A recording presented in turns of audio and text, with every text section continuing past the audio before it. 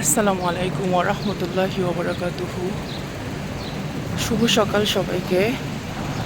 দৃষ্টিনন্দন একটা পার্কে চলে এসেছি, আবুধাবি খলিফা পার্ক।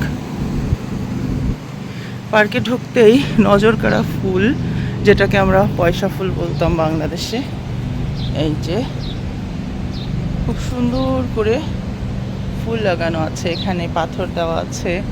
আর এই যে গেটটা দেখতে পাচ্ছেন, এটা কিন্তু ভীষণ রাজকীয় একটা গেট। হ্যাঁ, এদেশের যে কফি জার, সেই জারের আদলে এটা করা। কি অপূর্ব দেখুন। অনেকদিন বাদে সকালবেলা পার্কে এসেছি, ঘাসের ওপরে একটু খালি পায়ে হাঁটবো আর একটু সানলাইট লাগাবো, কারণ প্রবাসী না, আমাদের ঘরের ভেতরেই অনেকটা সময় কেটে যায় এবং এখানে আসলে ওইভাবে রোদ্দুর গায়ে লাগানো হয় না। দেখতে পাচ্ছি এখানে পরিচর্যার কাজ চলছে, ওই যে ঘাস ছোট করা হচ্ছে।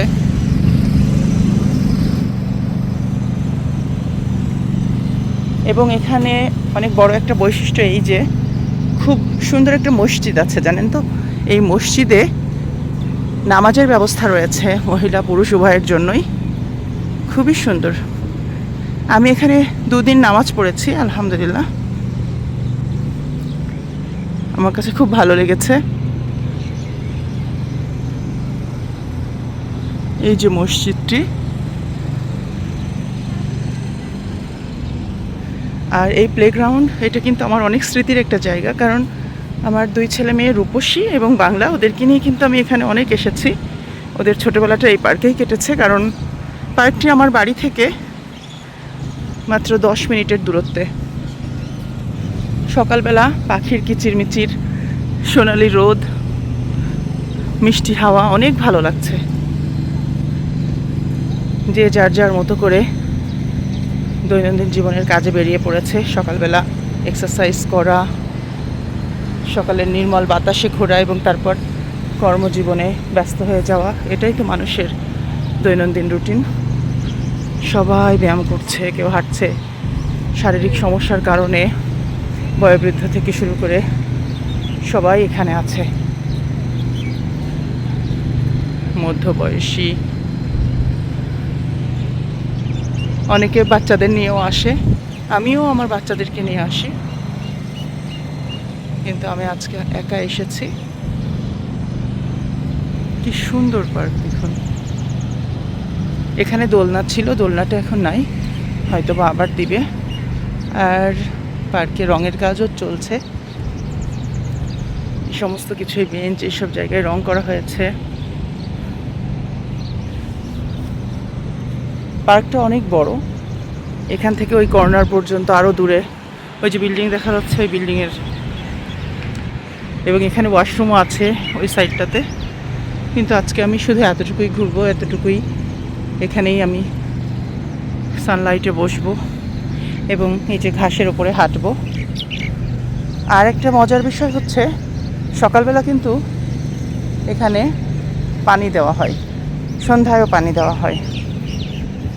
এই ঘাসের ভেতরে গর্ত গর্ত করে পাইপের ব্যবস্থা, এবং সেই পানির পাইপ থেকেই সময় মতোই পানি ছিটকে বের হয়ে আসে। এবং এই যে আমি এখানে একটা গর্ত পাচ্ছি, এখানে কিন্তু একটা, এই যে এখানে একটা পাইপ আছে। এভাবে বিভিন্ন জায়গায় জায়গায় এরা পাইপ দিয়ে রেখেছে। আমি আসতে পথে দেখলাম পানি দেওয়া হচ্ছে। খুব সুন্দর বাতাস। আর এখানে কিন্তু মেহেদি গাছ আছে। এদেশের মেহেদি গাছ দেখে আমি তো খুব খুশি হয়ে গিয়েছিলাম প্রথমে যখন এসেছি এদেশে, কিন্তু পরে দেখলাম, মেহেদি পাতা নিয়েও গেলাম বাড়িতে, গিয়ে মেহেদি পাতা বেটে যখন লাগালাম দেখলাম রং হলো না। কি অদ্ভুত কারণ আমি বুঝতে পারছি না। এই যে সেই মেহেদি গাছ, বড় বড় পাতা, খুবই সুন্দর, কিন্তু রং হবে না। তবে আরব দেশে তো মেহেদি চলে অনেক, আরবিরা মেহেদি মাখে এবং খুব সুন্দর কালারও হয়, সেটা হয়তো বা প্রক্রিয়াজাত করে বানায়। কিন্তু এই যে গাছের যে পাতা, এই পাতা থেকে কিন্তু হয় না। দেখুন মসজিদটা কত সুন্দর লাগছে।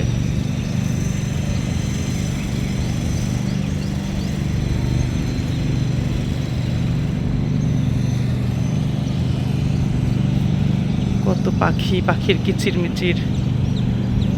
সকালবেলাটা মন ভালো হয়ে যায়। আসলে বাচ্চাদের ছুটি তো, এই জন্যই আমি সময়টা পেলাম। তা না হলে আসলে স্কুল খোলা থাকলে আবার আরেকভাবে সময় কাটে। পাখি,